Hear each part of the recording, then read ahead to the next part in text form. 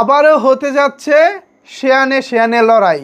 একদিকে শাকিব খান, অন্যদিকে আফরান নিশো। বিস্তারিত জানতে একটি লাইক দিয়ে সম্পূর্ণ ভিডিওটি দেখতে থাকুন। আপনাদের সাথে রয়েছি আমি ওয়াসিম। ভিউয়ার্স, সাম্প্রতিক সময়ে শাকিব খান এবং আফরান নিশো, আমাদের ঢাকাইয়া সিনেমায় এই দুটি নাম বেশ আলোচিত। দুজনই ঈদকেন্দ্রিক সিনেমা করেন এবং দুজনের সিনেমা ঈদে মুক্তি পায়। এ নিয়ে দুই নায়কের ভক্তদের মধ্যে তুমুল আলোচনা এবং ঝগড়াঝাটি হয়। এছাড়া দুই সিনেমার টিমের মধ্যেও বেশ টানটান উত্তেজনা দেখা যায়। এই টানটান উত্তেজনার মধ্যে যেটা হয়, দিন শেষে জয়ী হয়ে যায় আমাদের সিনেমা। ভক্তরা নিজেদের নায়ককে নিয়ে অবশ্যই যার যার জায়গা থেকে তারা নিজেদেরকে ভালো প্রমাণ করার চেষ্টা করবেন। অতীতেও হয়েছে, সামনেও হয়তো সেটা হবে। কিন্তু এই সব কিছু কেমন জানি ফিকে হয়ে গিয়েছিল তাণ্ডব সিনেমার মাধ্যমে। আফরান নিশোর ভক্তরা কল্পনাও করতে পারে নাই তাদের প্রিয় নায়ক তাণ্ডবে ক্যামেও দিবেন এবং সেটা নিয়ে বেশ আলোচনা হবে। তো সেই আলোচনা ঈদে চলে গেছে, কুরবানির ঈদে শেষ হয়ে গেছে। এখন নতুন আলোচনার বিষয়বস্তু হচ্ছে আগামী রোজার ঈদ।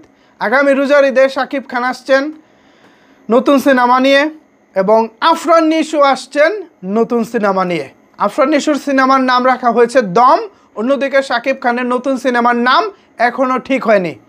সামনে হয়তোবা আমরা এই সিনেমার নামও জানতে পারবো। শাকিব খান, আফরান নিশো আবারও বক্স অফিসে।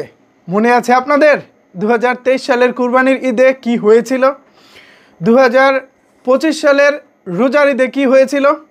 2023 সালের কুরবানির ঈদে ছিল প্রিয়তমা এবং সুরঙ্গ। 2025 সালের রোজার ঈদে ছিল আপনার শাকিব খানের বরবাদ এবং আফরান নিশোর দাগি। এই দুই সিনেমাই বেশ আলোচনায় ছিল। এর মধ্যে সবচেয়ে বেশি চলেছে শাকিব খানের সিনেমা, কারণ তিনি অনেক বড় নায়ক, তার ভক্ত সংখ্যা বেশি।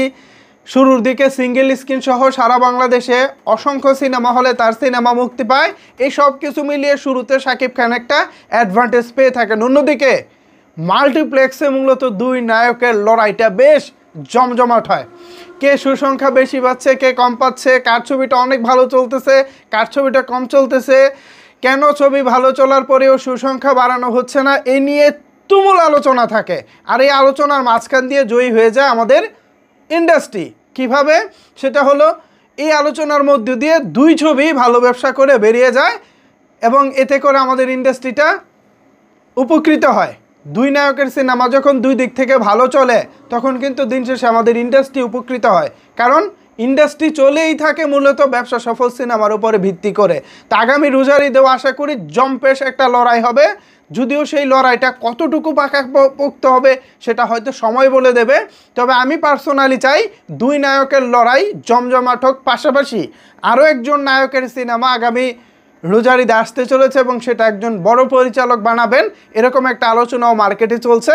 আমি সেটা এখনই বললাম না কে সে, তবে আফরান নিশোর সিনেমার নাম এবং পরিচালক রেদওয়ান রনি, এই বিষয়টা অলরেডি আলোচনায় এসেছে, খবরেও এসেছে।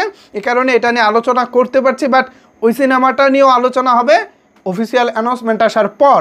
তা আপাতত শাকিব খান আগামী রোজার ঈদে বেশ ভালো একটা লড়াইয়ের মধ্যেই পড়বেন বলে মনে হচ্ছে। এখন কি মনে হয় ভিউয়ার্স, শাকিব খান কতটুকু নিজেকে আসলে সর্বোচ্চ শীর্ষে নিয়ে যেতে পারবেন বলে আপনি মনে করেন? কারণ সবাই যেভাবে শুরু করেছে এতে করে শাকিব খানকে কি কিছুটা হলেও ব্যাক পেতে হবে, নাকি তিনি তার মতো করে তার সিংহাসন সাজাবেন এবং তিনি সব কিছু জয় করবেন? এ বিষয়ে আসলে আপনি কি ভাবছেন জানিয়ে দিন আপনার মন্তব্য নিচের কমেন্টস বক্সে। ধন্যবাদ সবাইকে এতক্ষণ আমার সাথে থাকার জন্য।